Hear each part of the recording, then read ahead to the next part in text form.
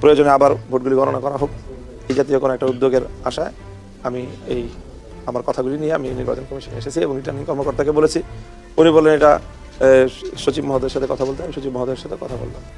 এই চোরের বাচ্চাদের সাথে আমার সমস্যাটা কেন হয়েছে সেটা এই দেশের মানুষ হারে হারে টের পাবে।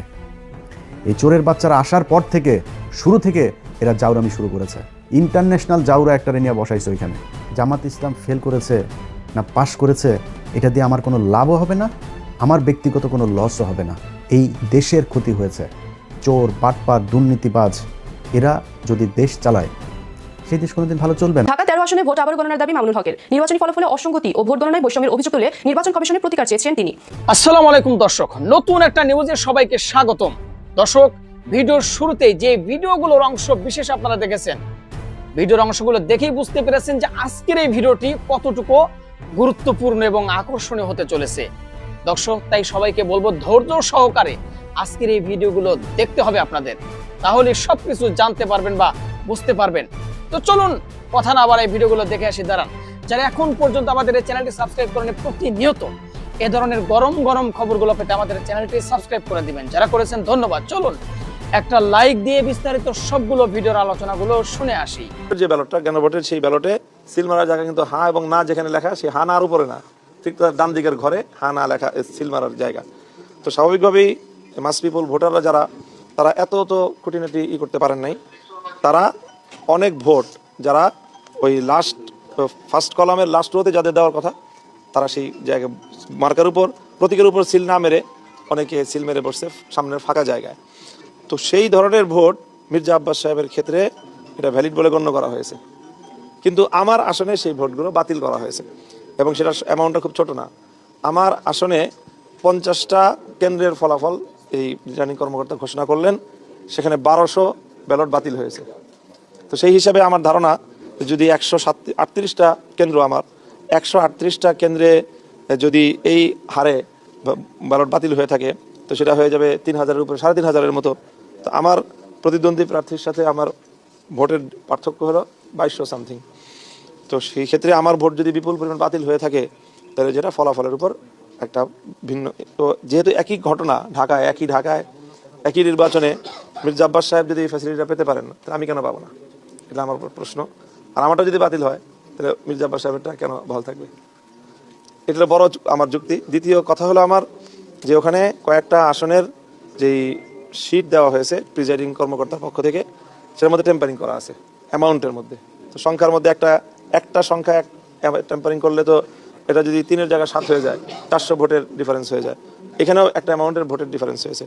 আমার আসনে কয়েকজন জাল ভোটার ধরা পড়েছে এবং তারা সবাই আমাদের প্রতিপক্ষ দলের কর্মী। কাজেই আমি ওইটাও আশঙ্কা করি যে বেশ কিছু জাল ভোট হয়েছে। সেটা তো যাই হোক, এই 3টা বিষয়, এই 2টা বিষয় গেল। আরেকটা, আমাদের আসনে প্রার্থী চূড়ান্ত হওয়ার আগেই পোস্টাল ব্যালট প্রেরণ করা হয়েছে। তো আমাদের আসনে যেই পোস্টাল ব্যালটগুলোতে ভোট কাস্টিং হয়েছে, তার মধ্যে 500 more than 500 ভোট কাস্টিং হয়েছে দাঁড়িপাল্লা প্রতীকে। কারণ তখনও তো প্রতীক নির্ধারণ হয় নাই, প্রার্থী নির্ধারণ হয় নাই, এর আগে ব্যালট দিয়ে দিয়েছেন। এখন এরপরে আমাদের ওখানে জোট হয়েছে, সেখানে প্রার্থী নির্ধারণ হয়েছে, প্রতীক বরাদ্দ হয়েছে। দেশের মানুষের চোখের সামনে একটা নির্বাচন হয়েছে। আপনারা মনে করার কোনো কারণ নাই যে আমরা এই দেশে ভেসে এসেছি, আমাদেরকে এই দেশের মানুষ চিনে না, আমরা এই দেশের মানুষ, আমরা কি বলতে চাই, কি বলেছে, কি বুঝাইতে চেয়েছে সেটা মানুষ বুঝে না। এটা মনে করার কোনো কারণ নেই। চোখের সামনে যা হওয়ার হয়েছে, যেটা হয়েছে, আজকে যেটা বলছি কালকে সেটাই বলবো, আগেও সেটাই বলেছি, ওই জায়গাতেই থাকবো। আপনার মনে করে লাভ নাই যে কালকে তারেক রহমানের যারা গালাগালি দিয়েছে, লন্ডনে আছে, চেনে না, এখানে বসে আপনার এই বিরিয়ানির দোকান থেকে টাকা খায়া তারপরে তারা এখন যায় এই ফেসবুকে পোস্ট মারে, নানান ধরনের মশা টজা করে। আরে বেটা, জামাত ইসলাম ফেল করেছে না পাশ করেছে এটা দিয়ে আমার কোনো লাভও হবে না, আমার ব্যক্তিগত কোনো লসও হবে না।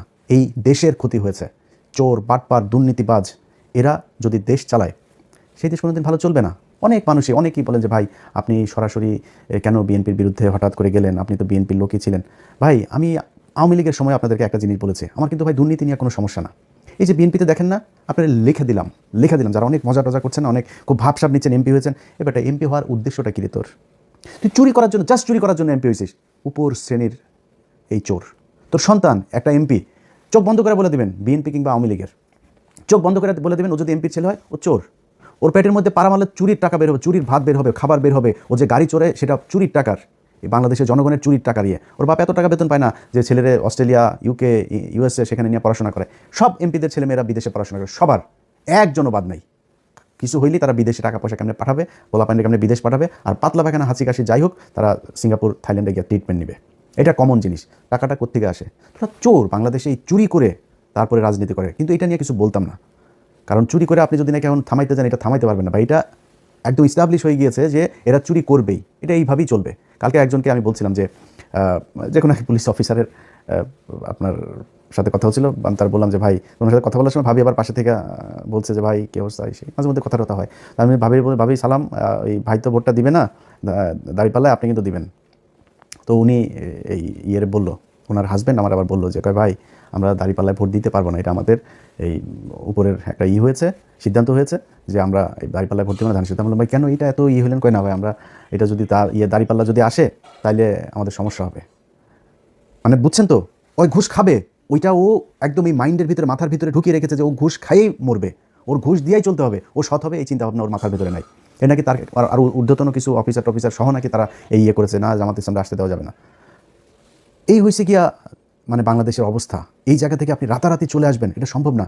এরা করে, আরে বাবারে বিএনপি এসেছে, বিএনপি, তোর সমস্যা কি? তোর লাভটা কি? ধান্দাবাজি করবি এখানে বসে, বিরিয়ানির দোকান থেকে টাকা খাইতি, এখন ওইখানে যায় বাংলাদেশে যায় 5 স্টার হোটেল, ওই যারা টেম্পু থেকে টাকা টুকা উঠাবে ওদের কাছ থেকে তোরা চান্দা নিয়ে খাবি। এটাই তো একটা টেলিভিশনে যায় না বসবি, এরপর ওইখান থেকে বসে তারপরে ধান্দাবাজি করবি বিভিন্ন জায়গায়। তোর এই যে এমপির কাছে যে এলাকার পোলাপান যে যায় টাকা পয়সাগুলি দেয়, এটা কিসের টাকা? যে ভিক্ষা করে ওর টাকাও তোদের পেটে যায়। এই যে এমপিদের পোলাপান যারা আসিস, তোদের পেটের মধ্যে ভিক্ষা করে ফুটপাতে বসা ল্যাংরা খোরা যেসব মানুষ যাদেরকে আল্লাহ কোনো না কোনো কারণে প্রতিবন্ধী বানিয়েছেন, এরা হালাল ইনকাম করে। ভিক্ষা হালাল, কিন্তু খুব নিম্নমানের হালাল, কিন্তু হালাল, এটা হারাম না। সেই মানুষের টাকা তোদের পেটে আসে, কারণ ওই যে ভিক্ষা করে না, ওরা কিন্তু চাঁদা দেয়, চাঁদা না দিয়ে কেউ বসতে পারে না। এই চাঁদার এই টাকাও তোদের পেটে। সো এমপিদের তোরা এই এমপি হয়েছিস, এই আবার ভোট চুরি করে এত খুশি হয়ে তারপরে এত ভাল লাগে কথা বলতে। আরে বাবারে বাবা, মনে হয় বিরাট একটা ব্যাপার, বা কি ভাই কী হইলো, আরে বাবা বিশাল ব্যাপার। কী করবি? চুরি করবি? কোনো ভালো উদ্দেশ্য আছে? একজন এমপি বল, আমার বিএনপির একজন এমপি আছে যার কিনা উদ্দেশ্য আছে আসলে দেশের এই করা, দেশের সেটা মারা। এরা এই যে কথা বলে দেশের মানুষের জন্য কিছু, আল্লাহর পর সালারা, তুই মানুষের জন্য যদি কিছু করতে চাইতি তো সম্পত্তি কমে? কোনো এমপির সম্পত্তি কমে জীবনে কোনো দিন? ওই এমপি হইলে ওর যদি 5 কোটির মালিক হয়, পরের বছর এই হলফনামার মধ্যে যাই করে। এই হইল গিয়ে অবস্থা। এই হলফনামাটা নিয়েও এই ইউনূসের সরকার এই শয়তানি করেছে। আওয়ামী লীগের সময় হলফনামাগুলো অনলাইনে দেখা যেত, কয়েকদিন আগে এই নির্বাচন কমিশন আসার পরে হলফনামাগুলো সব বন্ধ করে দিয়েছে। বন্ধ করেছে কেন জানেন? 2018 সালে এইবারের অনেক বিএনপির প্রার্থীদের হলফনামা ওইখানে ছিল। ওই সম্পত্তির হিসাব এই 1.5 বছরে তো মিলবে না। এই 1.5 বছরে তো এক একজন আঙুল ফুলে কলা গাছ হয়েছে, এগুলো তো মিলবে না। তো না মিললে কী হবে? না মিললে তাইলে দেখে ফেলবে, বুঝে ফেলবে। ইচ্ছা করে খুব উদ্দেশ্য প্রণোদিতভাবে সেই ইয়েটা ওইখান থেকে সরানো হয়েছে, হলফনামাটা। রেজাল্টটার আমি যখন কিনা 12টা পর্যন্ত আপনাদের করলাম, ঘুমাইলাম, তখন পর্যন্ত আপনাদেরকে আমি সবশেষ লাইভে বলেছিলাম যে প্রথমে চারিদিক থেকে দাঁড়িপাল্লা রেজাল্ট আসা শুরু করেছে। আমার 2 জন ফোন করেছে মানে মজা করার জন্য, ভাই টিকিট করেন, দেশে আসতে হবে সেই। আমি বললাম ভাই দেখেন এখনও বহুত খেলা বাকি আছে এখানে, এত ইজি না জিনিসটা, এখনও ন্যাশনাল ইন্টারন্যাশনাল ডিপ স্টেট, তারপরে হইল গিয়া উত্তরপাড়াটা যা আছে সব মিলায় তারপরে বহুত হিসাব আছে। তখন নির্বাচন কমিশনের যে অ্যাপসটা আছে সেখানে দেখাইলো সব শেষ, ওরা দেখিয়েছে দাঁড়িপাল্লা 17 আর ধানের শীষ 12। প্রথমে কিন্তু 5টা না 6টা সব দাঁড়িপাল্লা, এরপরে সব শেষ এসে দাঁড়াইলো হইলো আপনার দাঁড়িপাল্লা হইলো এই 17 আর ওরা 12। হঠাৎ করে অ্যাপসটা বন্ধ হয়ে গেল, ওইখানে আর কোনো কিছু দেখায় না, কিচ্ছু দেখা যায় না। আমি আপনাদেরকে এখনও দেখাই, সেখানে আপনারা যদি যান, আপনারা নিশ্চয়ই অনেকেই এখানে এই অ্যাপসের ব্যাপারে আপনাদের জানা আছে। এই যে দেখেন রেজাল্ট শেষ হয়ে গিয়েছে, প্রধানমন্ত্রী বসে যাবে কিছুক্ষণের মধ্যে। সেই দেশে এখন পর্যন্ত নির্বাচন কমিশনের এটা। এই চোরের বাচ্চাদের সাথে আমার সমস্যাটা কেন হয়েছে সেটা এই দেশের মানুষ হারে হারে টের পাবে। এই চোরের বাচ্চারা আসার পর থেকে শুরু থেকে এরা জাউরামি শুরু করেছে। ইন্টারন্যাশনাল জাউরা একটা নিয়ে বসাইছে ওইখানে, ন্যাশনাল জাউরাদের পাশাপাশি ইন্টারন্যাশনাল জাউরাও সেখানে বসেছে। সেই জাউরারা বসে তারপরে কি করলো, যারা ওদেরকে বসাইলো ওদের নাম দিল মব নাম দিয়া তারপরে করলো কি, ওদের দায় মুক্তি দিল। শুয়ারের বাচ্চা দায় মুক্তি, শেখ হাসিনারে খেদাইছে, এটার দায় মুক্তি। এটা কি অপরাধ করছে যে ওর দায় মুক্তি দিব? হিটলারের দেশে দায় মুক্তি দেওয়া হয়েছিল, মুসলিনের দেশে দায় মুক্তি দেওয়া হয়েছিল, কয়েকদিন আগে সিরিয়াতে হয়েছে, দায় মুক্তি দেওয়া হয়েছে। জীবনে কোনোদিন কোনো বিপ্লবে দায় মুক্তি দেওয়া হয়? দায় মুক্তি দিলে কি হয় এটা বাংলাদেশেই উদাহরণ আছে। জিয়াউর রহমান ইন্ডেমনিটি দিয়ে গিয়েছিলেন, এই আপনার ইন্ডেমনিটিটা যদিও মুস্তাকের সময় দেওয়া হয়েছিল, সে এক্সটেন্ড করেছিল, সে ওটারে উজ্জ্ব করে নাই, কিন্তু ইন্ডেমনিটি দেওয়া হয়েছিল যে 15ই আগস্টে এটা নিয়ে কোনো বিচার করা যাবে নাই, সেই বিচার হয় নাই। আজকে যে দায় মুক্তি দেওয়া হয়েছে, এই দায় মুক্তি দিয়ে ইউনূস প্রমাণ করে গিয়েছে যে এরা অপরাধ করেছে, এই অপরাধের বিচার করা যাবে না। আমি অপরাধ করিনি, আপনি দায় মুক্তি দিবেন কেন? যেদিন দায় মুক্তির কথা বলা হয়েছে, দায় মুক্তি অধ্যাদেশ যেদিন জারি করা হয়েছে, সেদিন এই যে যারা আছে আজকে বিপ্লবী, যারা জুলাই আন্দোলনের নেতৃত্ব দিয়েছিল, এদের ফাঁসির দড়ি রেডি করে গিয়েছে সেদিন থেকে। এরা এসে এখন সুশীল সাজে। একদম শুরুতেই মাহমুদুর রহমান যখন দেশে গেল, মাহমুদুর রহমান দেশে যাবে, তারা মাহমুদুর রহমানের 3-4 দিন দেশে জেলে থাকতে হইলো। ওনারা আইন মেনে, তারপরে তুই কোন আইন দিয়ে আরে উপদেষ্টা হয়েছিলি আমার বলতো? কোন আইন তোরে শেখ হাসিনার দেশ থেকে বার করাইলি? শেখ হাসিনার সংবিধানে কোনো অসাংবিধানিক, কোনো অনির্বাচিত সরকারের কোনো অস্তিত্ব আছে? সেই সংবিধানের উপরে বসে তোরা চুপ করে রেখে দিছিস। তোরা আসিস এদের বিরুদ্ধে দায় মুক্তি অধ্যাদেশ দেশ। এই দায় মুক্তি দিয়া আমি আজকে আমার মানে আল্লাহ কতদিন বাঁচিয়ে রাখবে সেটা জানি না, সারা জীবন তো বেঁচে থাকবো না। আমার মৃত্যুর আগে হোক আর পরে হোক, আপনাদের একটা জিনিস বলে গেলাম, এই দায় মুক্তি দিয়া যারা এই হাসনাত, সার্জিস, নাহিদ, আসিফ, মাহফুজ যারা যারা আছে না, এদের ফাঁসি একদিন এই দেশে হবে, হইতে পারে যদি এই দেশে আবার আওয়ামী লীগ ব্যাক করে। আর আওয়ামী লীগ যে ব্যাক করবে সেটা মোটামুটি গ্যারান্টি হয়ে গিয়েছে। আওয়ামী লীগ আপনি রাজনীতি এই দেশে করতে দিবেন, রাজনীতি করতে দেওয়ার পরে মনে করেন 10-15 বছর পরে আওয়ামী লীগ আসলো, আপনাদের এই বিচার করবে না? বিচার তো করার জন্য আপনি সুযোগ দিয়েছেন, আপনি বলেছেন আপনি অপরাধ করেছেন, সেটা দায় মুক্তি দেওয়া হয়েছে, দায় মুক্তি অধ্যাদেশটা বাতিল করে দিল। কি করবেন? 15ই আগস্টের ঘটনায় সব কটার ফাঁসি দেওয়া হয়েছে না? এই একই দায় মুক্তির অধ্যাদেশ করা হয়েছিল তো, তাই না? এই ইন্ডেমনিটি দিয়েই তাদের বাঁচিয়ে রাখা হয়েছিল, দেশ থেকে বের করে দেওয়া হয়েছিল। তারপরে জিয়াউর রহমান যদি সেদিন এই বিপ্লবীদেরকে দেশে রেখে তারপরে যদি সরকার পরিচালনা করতো, সেই বিপ্লবী সরকার দিয়ে যদি পরিচালনা করতো, তাহলে জিয়াউর রহমানরা মরতে হতো না। জিয়াউর রহমান এই একই পাকনামি করে তারপরে তাদেরকে, মেজর ডালিম যিনি এখন বাইরে আছেন, যদি আধা ঘন্টা তার সাথে কথা বলেন, তাহলে 29.5 মিনিট জিয়াউর রহমানের গালাগালি করে উনি। বিশাল ক্ষোভ তার, প্রচণ্ড ক্ষোভ, অনেক ঘৃণা আমার দেশের প্রতি। কারণ এই দেশ তারা বাঁচিয়ে গিয়েছেন, এই বীর যোদ্ধাদেরকে আমাদের দেশের মানুষ সম্মান করতে পারে নাই, এই জন্য আজকে দেশের এই অবস্থা। আপনারা এখন দাঁত কেলায়া তারপরে হাসেন, আরে বাবারে বাবারে বাবা, কত নির্লজ্জ হইলে একটা মানুষ। আরে একটা মানুষ জানে না আমরা কারা, আমরা কি কথা বলি আমরা জানি না। তো আমার একটু আগে বলতেছে যে ভাই আপনি বিএনপির বিরুদ্ধে একদম এইভাবে অলওয়ে কেন গেলেন? এবার বিএনপির বিরুদ্ধে যাই নাই, বিএনপি যে চাঁদাবাজি করে, চাঁদাবাজি করেই খাবে, এটা আমরা জানি। আমি আওয়ামী লীগ আমলে বলেছি এই কথা, যে বিএনপি যদি 15 বছর সুযোগ পায়, তাহলে আওয়ামী লীগের চেয়ে ভয়ঙ্কর অবস্থা ধারণ করবে দুর্নীতির দিকটা। খালি জিয়া পরিবারের প্রতি সম্মানটা কেন? জিয়া পরিবারের প্রতি সম্মান একটাই কারণ, সেটা হচ্ছে যে ভারতের বেলায় তারা এই ভারত তার বাবাকে মেরেছে, ভারত তার মাকে মেরেছে, হইতে পারে ভারতের হাতে তারও মৃত্যু হবে। সো এই ভারত আপনার তার পরিবারের শত্রু। পারিবারিকভাবে তারা ভারতের বিরুদ্ধে সবসময় অবস্থান নিয়েছে, তাদের ভিতরে একটা দেশপ্রেম আছে, যেই কারণে আমরা এদের প্রতি একটা আমাদের সফট কর্নার আছে, তাদের প্রতি একটা সম্মান আছে। কিন্তু এখন দুর্নীতির কথার কারণে তো আমরা তার কাছ থেকে এই বিএনপির বিরুদ্ধে এইভাবে দাঁড়াইনি। কেন দাঁড়িয়েছি? তিনি হঠাৎ করে এসে এখন বলছেন শেখ হাসিনার পরিবারের লোকজন চাইলে রাজনীতিতে ফিরবে। তারপরে আপনার হইলে আওয়ামী লীগ নাকি ওনাদের ভাই ভাই, নির্বাচিত হইলে সব মামলা তুলে নেবেন, আওয়ামী লীগের লোকজনের প্রতি কোনো ক্ষোভ নাই, তাদের কোনো কিছুই হবে না। তো সেটা যদি এখন হয়েছে, এখন সেটা হয়তো হবে, তো তাহলে তো এটা আমাদের সমস্যা। আমরা তো আওয়ামী লীগ আর ইন্ডিয়ার জন্যই তো আমরা এত কিছু করেছি। আমি যে আমার নিজের পরিবারের এই যে এতটা বছর নষ্ট করলাম, কেন? আওয়ামী লীগ আর ভারতের কারণে। আপনি সেই আওয়ামী লীগ তো মানে এটা সেপারেট কিছু না, Awami League it's self India. So আপনি আওয়ামী লীগকে আনবেন আর ইন্ডিয়া আসবে না, বিষয়টা তো এরকম না। যেই কারণে আপনাদের পক্ষে থাকার কোনো সুযোগ ছিল না, এবং আজকে নাই, এইখান থেকে ফিরে না আসলে সামনেও থাকবো না। আপনার মনে করার কোনো কারণ নাই যে ওই বিরানি আলমদের মতন আপনার 5 বছর আগে বলবো যে তারেক রহমান লন্ডনে কে যেন ওইটা যে ভাবসাব নিয়ে কথা বলছে না আপনার ওরা, এখন তারেক রহমানের পা চাটে।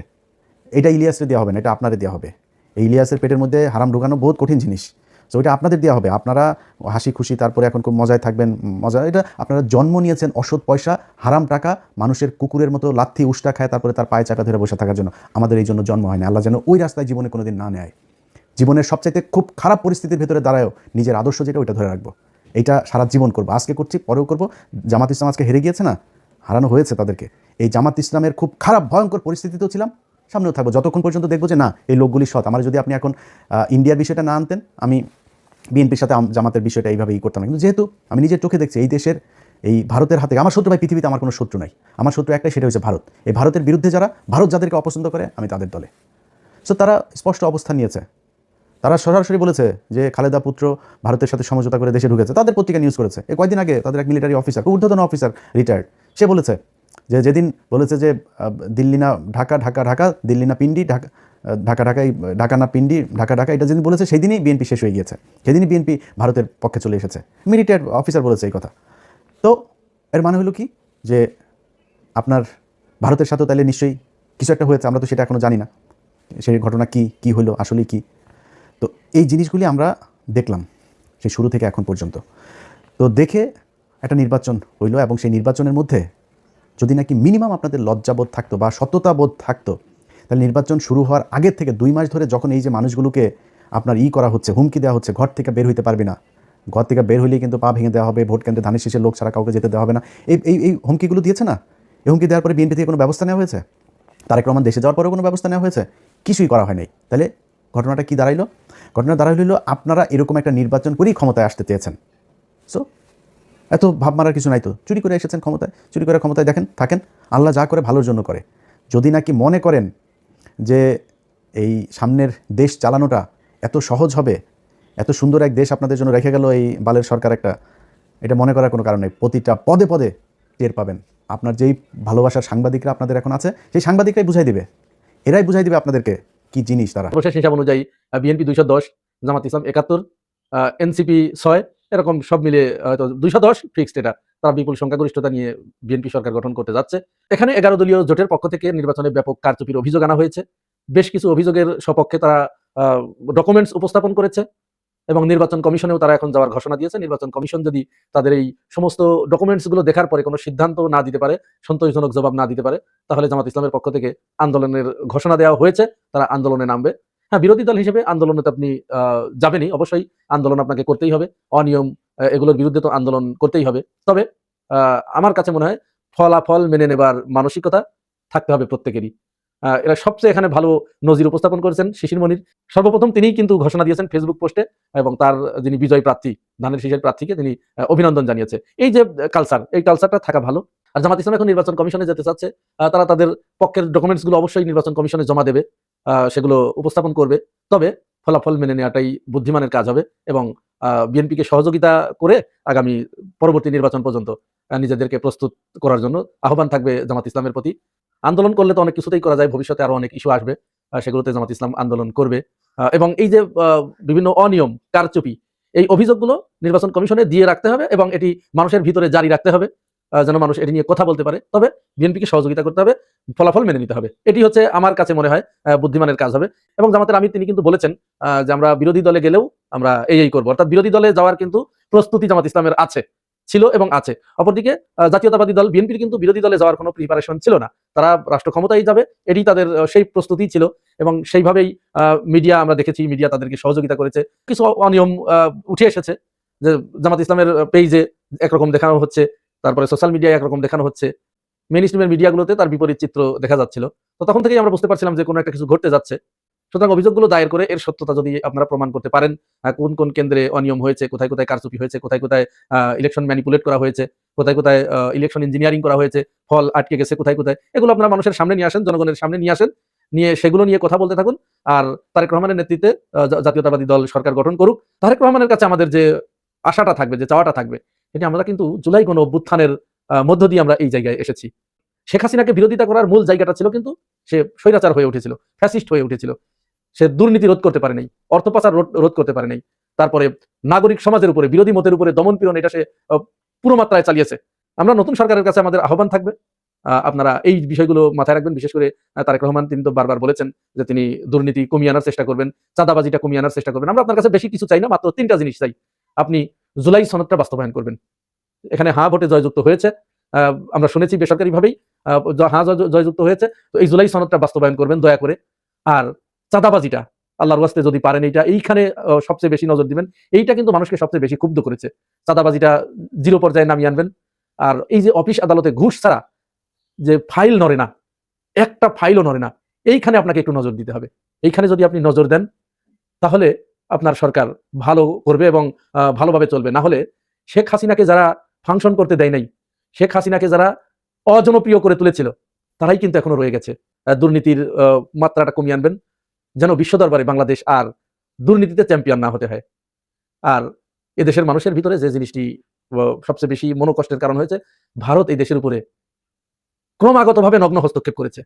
তারা শেখ হাসিনাকে এখানে এমন ভাবে সেট করেছিল যে বিএনপিকে সবচাইতে, মানে দেশনেত্রী বেগম খালেদা জিয়াকে তারা এখান থেকে মাইনাস করতে চেয়েছিল, এবং তার পরিণতি তো আপনি দেখেছেন, আপনারা সবাই দেখেছেন। দেশনেত্রী বেগম খালেদা জিয়াকে কিভাবে জেলখানার প্রকোষ্ঠে তাকে রেখে তাকে ক্রমান্বয়ে মৃত্যুর দিকে ঠেলে দেওয়া হয়েছে। এবং আমাদের সবচেয়ে ভালো লাগতো যদি আজকে এই প্রধানমন্ত্রীর আসনে দেশনেত্রী বেগম খালেদা জিয়া বসে থাকতে পারতেন, বসে যেতে পারতেন, তাহলে এটি আমরা সবচেয়ে বেশি খুশি হতাম। তো যাই হোক, সব মিলে আপনার প্রতি অনেক বড় আশা, বাংলাদেশের মানুষের শুভকামনা এবং আশা, এই আশাগুলো পূরণ করবেন। আর আমরা আপনার অবশ্যই যে ভুলগুলো থাকবে, জুলাই গণঅভ্যুত্থানের বিপক্ষে যখন আপনি চলে যাবেন, ভারতমুখিতা যখন আপনার দলের ভিতরে বা আপনার নীতির ভিতরে আমরা দেখতে পাবো, তখন কিন্তু অবশ্যই আমরা আপনাকে বিরোধিতা করব। এই বিরোধিতা কেউ আমাদেরকে বন্ধ করতে পারবে না, এখান থেকে কেউ আমাদেরকে ফিরাতে পারবে না। আমরা শেখ হাসিনার শাসনামলেও কিন্তু আমাদেরকে বাড়িতে ঘুমাতে দেয়নি, ধরে নিয়ে গিয়েছে, তারপরেও তার বিরোধিতা কিন্তু অব্যাহত রেখেছিলাম। জামাত ইসলামকেও অভিনন্দন জানাচ্ছি শক্তিশালী বিরোধী দলের ভূমিকা পালন করার জন্য, এবং এই যে একটা গণজোয়ার সৃষ্টি হয়েছে জামাতের পক্ষে, এই গণজোয়ারটা ধরে রাখার জন্য পরবর্তী নির্বাচনে আপনার কোথায় কোথায় গ্যাপ আছে, আপনার মিডিয়ায় সমস্যা আছে, মিডিয়ার কেউ আপনাকে মেনে নেয় নেই, যার কারণে মিডিয়া থেকে বিন্দুমাত্র কোনো সহযোগিতা তো দূরের কথা, বিমাতা সুলভ আচরণ পেয়েছেন। সুশীল সমাজ আপনাকে মেনে নেয় নেই, সুশীল সমাজের ভিতরে আপনার লোক তৈরি করতে হবে। এরপরে ডিপ স্টেটের কোথায় কোথায় আপনার সমস্যা আছে, কোন কোন জায়গা আপনাকে মেনে নিতে চাচ্ছেন আপনাদের, সেই জায়গাগুলো আপনাদেরকে খুঁজে বের করতে হবে, সেই জায়গায় কাজ করতে হবে। সব মিলেই জাতীয়তাবাদী দল বিএনপির প্রতি কিন্তু প্রচন্ড একটা চাপ থাকবে, জুলাই সনদ বাস্তবায়নের একটা চাপ থাকবে। তারপরে ভারতের পক্ষ থেকে শেখ হাসিনাকে প্রতিষ্ঠিত করার বা প্রাসঙ্গিক করে তোলার একটা চাপ থাকবে। শেখ হাসিনা যে অর্থনীতিটা একেবারে ধ্বংস করে দিয়ে গেছে, সেই মৃতপ্রায় ধ্বংসপ্রায় অর্থনীতিকে একটা জায়গায় পৌঁছিয়ে দেবার এটার একটা চাপ থাকবে। চাঁদাবাজি যে এদেশের বড় সমস্যা, সেই চাঁদাবাজি রোধ করার একটা চাপ থাকবে। দুর্নীতি যে অনেক বড় একটা সমস্যা, সেই দুর্নীতি রোধ করার একটা বড় চাপ থাকবে। সব মিলে একটা বড় চাপ নিয়েই কিন্তু জনাব তারেক রহমান তিনি রাষ্ট্র ক্ষমতায় অধিষ্ঠিত হতে যাচ্ছেন। বিরোধী দল আপনার উপরে এই চাপগুলো কিন্তু ক্রিয়েট করবে, প্রেশার ক্রিয়েট করবে। সব মিলেই আপনাকে সেইভাবে দেশ পরিচালনা করতে হবে। আর জামাত ইসলামের যারা নেতাকর্মী আছেন, যারা দীর্ঘদিন কষ্ট পরিশ্রম করেছেন, আপনাদের কষ্ট পরিশ্রম বৃথা গিয়েছে এটি আমি মনে করি না। সুতরাং আপনাদেরকে অভিনন্দন, আপনারা কষ্ট করেছেন, আপনাদের কষ্টের ফল পেয়েছেন। দর্শক শ্রোতা, আশা করি সবগুলো ভিডিও দেখেছেন এবং সকল বিশ্লেষকদের বিশ্লেষণগুলো মনোযোগ সহকারে শুনেছেন। তা প্রত্যেকটি বিশ্লেষকদের বিশ্লেষণ শোনার পরে আপনারা কি জানলেন, বুঝলেন? আপনাদের মূল্যবান মতামতটা ভিডিওর কমেন্ট বক্সে জানিয়ে দিন। আর হ্যাঁ, পারলে ভিডিওটি শেয়ার করুন। যারা এখন পর্যন্ত আমাদের এই চ্যানেলটি সাবস্ক্রাইব করেনি, প্রতিনিয়ত এই ধরনের গরম গরম খবরগুলো পেতে আমাদের চ্যানেলটি সাবস্ক্রাইব করে আমাদের সাথে থাকুন। ইতিমধ্যে যারা অলরেডি সাবস্ক্রাইব করে দিয়েছেন, সবাইকে অসংখ্য ধন্যবাদ জানিয়ে ভিডিওটি এখানে শেষ করছি। ভালো থাকবেন সবাই, আল্লাহ হাফেজ।